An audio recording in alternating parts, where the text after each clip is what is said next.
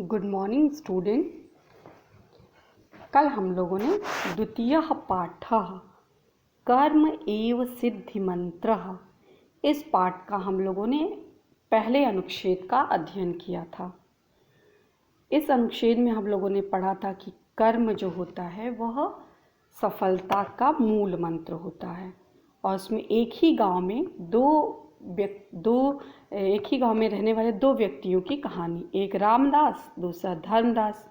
रामदास अपना काम स्वतः संपादित करता है और धर्मदास उसके विपरीत अपने पैतृक संपत्ति का उपभोग करता है। तो इस प्रकार ये पूरी कहानी हम लोगों ने, जो कहानी का एक भाग था उसका हम लोगों ने अध्ययन किया। तो आइए अब हम लोग अगला भाग पढ़ते हैं। एकदा वनात् प्रत्यागत्य, एकदा एक बार, वनात् माने वन से, पंचमी विभक्ति एक वचन, एक बार, वन से यानी जंगल से, प्रत्यागत्य प्रति आगत्य यानी लौटकर, एक बार वन से लौटकर, रामदासः एक बार वन से लौटकर रामदास, स्वद्वारि, स्व माने अपने द्वार में, दरवाजे पर, अपने दरवाजे पर, उपविष्ट अपने दरवाजे पर बैठे हुए, धर्मदासम धर्मदास को, दुर्बल खिन्न, दुर्बल माने दुबला पतला कमज़ोर, खिन्न माने दुखी, चौ माने और, अपने दरवाजे पर बैठे हुए धर्मदास को जो कि कमज़ोर और बहुत ही दुखी था, दृष्टवा कत्वा प्रत्यय, दृष्टवा देख कर, अपृक्षत, अपृक्षत का अर्थ होता है पूछा, लंग लकार है, पूछा। क्या पूछा?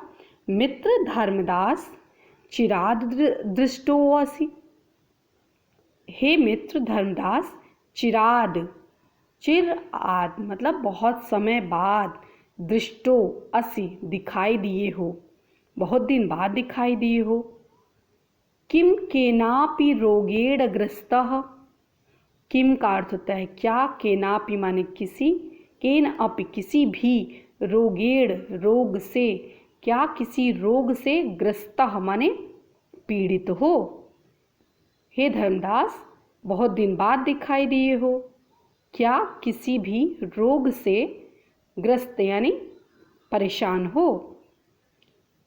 एन एवं दुर्बलः धर्मदासः प्रसन्नवदं तम अवदत्, एन माने जिस प्रकार से, एव माने और, दुर्बल माने दुखी, इस प्रकार से जिस प्रकार से वो दुखी था उस दुर्बलता की अवस्था में, धर्मदास प्रसन्न वदम, वदम माने मुख, प्रसन्न माने खुशी के साथ, प्रसन्नता के साथ, तम माने उससे, उससे अर्थात रामदास से, अवदत, अवदत माने बोला, धर्मदास ने प्रसन्नता के साथ रामदास से बोला क्या, मित्र हे मित्र, ना अहम रुग्णः, ना माने नहीं, अहम माने मैं, दो शब्द है, ना अहम नहीं हूँ, रुग्णः माने रोगी, मुझे कोई रोग नहीं हुआ, परंतु परम क्षीण विभव, क्षीण विभव, विभव माने धन के धीरे धीरे समाप्त होने से, क्षीण होने से,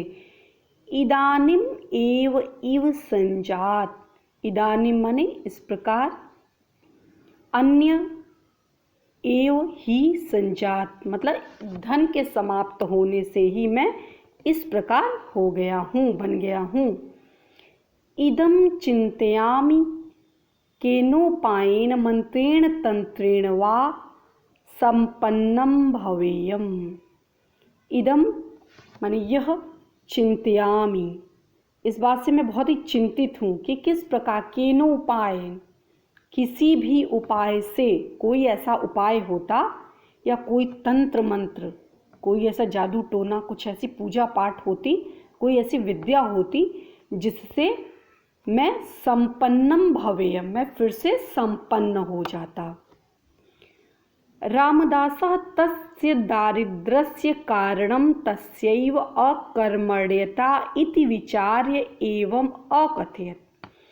रामदासः, रामदास, तस्य का अर्थ होता है उसका, उसका या उसकी, दारिद्र्यस्य, दारिद्र्यस्य माने दरिद्रता का, रामदास उसकी दरिद्रता का कारण, तस्य एव उसकी ही, तस्य उसकी एव मन ही उसकी ही अकर्मण्यता इति विचार्य उसकी अकर्मण्यता है ऐसा विचार कर एवं और अकथयत का अर्थ कहा कि उस रामदास को ये बात पता थी कि उसकी जो दरिद्रता का कारण है उसकी ही अकर्मण्यता मतलब जो क्रियाशील नहीं है, खुद अपना काम स्वतः नहीं करता है, आलसी है, आलसी प्रवृत्ति है, ऐसा सोचकर उसने उससे बोला, मित्र पूर्व केनापि दयालुना साधुना मह्यम एक संपत्तिकारकम मंत्रः दत्तः। कि हे मित्र, बहुत पहले की बात है, पूर्व समय में किसी भी कोई था जो केनापि किसी भी दयालुना कोई एक दयालु था, साधुना माने सज्जन, मह्यम माने मुझे, किसी एक साधु ने, दयालु साधु ने, सज्जन पुरुष ने मुझे एक संपत्तिकारक मंत्र दत्ता, मुझे एक संपत्तिकारक मंत्र दिया था, मुझे एक ऐसा मंत्र दिया था जिससे संपत्ति अर्जित की जा सकती है। यदि भवान अपि तम मंत्रम इक्षति, यदि माने यदि, भवान आप, अपि माने भी, तम माने उस, मंत्र माने जो मंत्र है जिस मंत्र से संपत्ति प्राप्त की जा सकती है। इच्छति का अर्थ इच्छा रखते हैं, यदि आप भी उस मंत्र की इच्छा रखते हैं तर्हि तो तेन उपदिष्टम अनुष्ठानम आचरतु, उस उपदेश का आप भी अनुष्ठान करिए और उसका आचरतु माने आचरण करिए, यानी अपने जीवन में उतारिए, उसका पालन करिए। मित्र शीघ्रम कथम तद अनुष्ठानम, हे मित्र शीघ्र बताओ, मुझे वह मंत्र शीघ्र बताओ, मैं कथम तद अनुष्ठानम एनाहम पुनः संपन्नम भवेयम, और शीघ्र ही उस अनुष्ठान को जिस प्रकार पुनः संपन्न भवेयम, पुनः मैं जो है संपन्न हो जाए, धन धान्य से परिपूर्ण हो जाऊंगा। रामदास अवदत, रामदास बोला, हे मित्र नित्यम सूर्योदयात पूर्वम उत्तिष्ठ, नित्य रोज सूर्य उदय, सूर्य उदयाति, सूर्य उ तो ये आपको गुड़ संधि है, प्रतिदिन सूर्य उदय से पूर्व उत्तिष्ठ, सूर्य उदय से पहले उठो। स्वपशूनां च उपचर्या स्वयमेव कुरु, अपने पशुओं को, जो पशु यानी गाय जो आपने रखी है उसकी देखभाल स्वमेव अपने ही करो। प्रतिदिनं च क्षेत्रेषु कराणां कार्याणि निरीक्षस्व, रोज जो है क्षेत्रों में, क्षेत्रों के जितने भी कर्म कराणाम है, जो भी खेतों के कार्य हैं उन कार्यों को आप निरीक्षण करिए, स्वतः निरीक्षण करिए। अनेन तौ अनुष्ठानेन, इस प्रकार तुम्हारे अनुष्ठान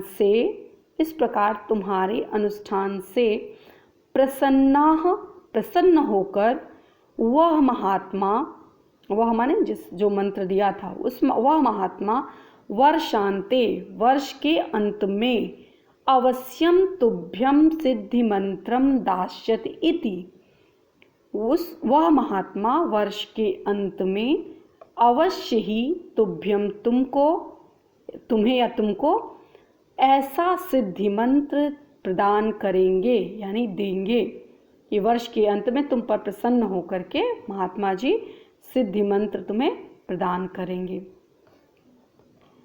विपन्नः धर्मदासः संपत्ति एकस्मिन् भरसे अभिलषन्, जो विपन्न माने धन से हीन जो था धर्मदास, संपत्ति के चाहत में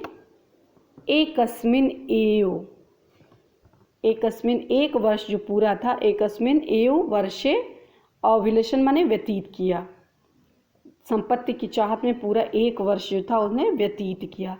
यथो उक्तम, यथा जिस प्रकार, उक्तम माने कहा गया था, जैसा बताया गया था, अनुष्ठानम अकरोत् उसी प्रकार अनुष्ठान किया, जैसा जैसा बताया गया था उसी प्रकार अनुष्ठान किया। नित्यम प्रातः जागरणेन, नित्य माने प्रतिदिन, प्रातः माने सुबह, जागरणेन माने जागने से, तस्य स्वास्थ्यम अवर्धत उसका स्वास्थ्य जो है वो दिन प्रतिदिन ठीक होने लगा। तेन नियमेन पोषिता पशवः स्वस्थाः सबला च जाता। तेन माने उसके, नियमेन माने नियम पूर्वक, पोषिता माने पोषण, पालन पोषण इत्यादि करने से उसके जो पशु थे, पशवः ये जो है बहुवचन है, पशवः माने जो पशु थे वो स्वस्थ हो गए, सबल हो गए। गावः यानी गाय, माहिष्य माने भैंस, च प्रचुरम दुग्धम गाय और जो भैंस थी वो प्रचुर मात्रा मतलब अत्यधिक मात्रा में दूध अयच्छन देने लगी, ढेर सारा दूध देने लगी।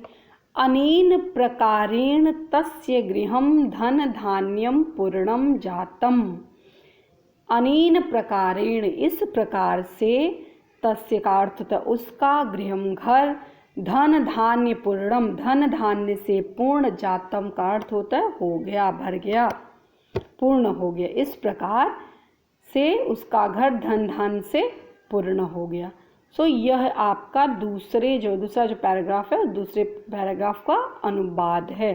सो आई होप आप लोग को समझ में आया होगा।